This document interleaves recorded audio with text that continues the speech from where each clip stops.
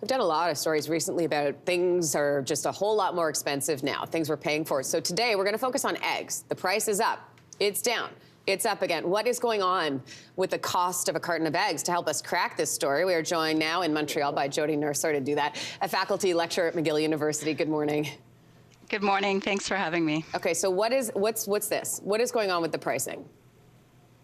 Well, we have seen the prices of eggs increase, of course, and this is a reflection of those inflationary costs, import costs, producers, processors, all along the chain. They've been seeing labor cost increases, energy, packaging costs even, and so that's why we have seen, like many other food prices, those costs increase.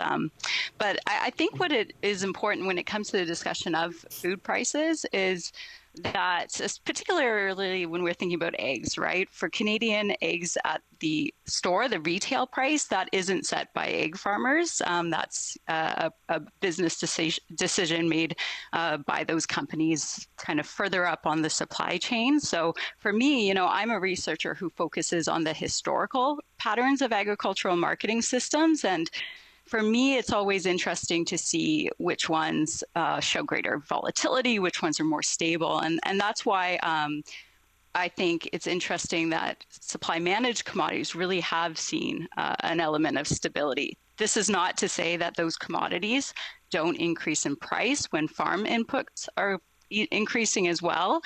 But if we consider the significant egg shortages and price increases of 50% or more in some places like the United Kingdom or the United States right now, I think we can see that Canadians have benefited from more stability in pricing and certainly more security in supplies.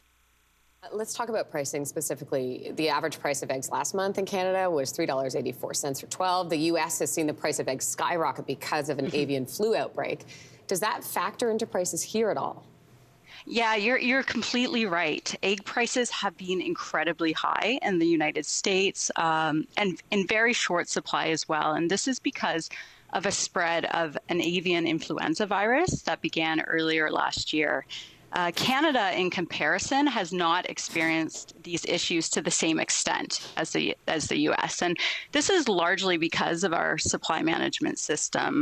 The system allows for production to be maintained across the country. Farms in Canada are relatively small in size, especially in comparison to egg farms in the U.S. And farmers work together to maintain the domestic supply of eggs. So, for example, if there is an avian influenza outbreak that affects one region of the country, egg production can be increased in other provinces to keep the supply balanced and to make up for potential gaps. Also, given the smaller size farms of Canadian egg farms, and they're generally more spread out, the impact is also less great on the overall supply of eggs. So, Jodey, what do you see happening in the long term in terms of pricing with eggs? Well, of course, that's the question. We've seen the impact world events have had on egg supplies, from Russia's war in Ukraine to issues that persist because of COVID-19. And of course, inflation has impacted most items that Canadians buy, including many food items. But eggs do remain one of the most affordable protein sources available. And I believe the egg industry in Canada has a very strong incentive to keep egg prices as affordable as possible for consumers, and will do so. Well, Jodey Nurser, we appreciate your time. Thank you. Have a great morning. Thanks again. You as well. All right. Hey, thanks for watching. If you liked this, be sure to subscribe here, or you can check out more Your Morning videos right here.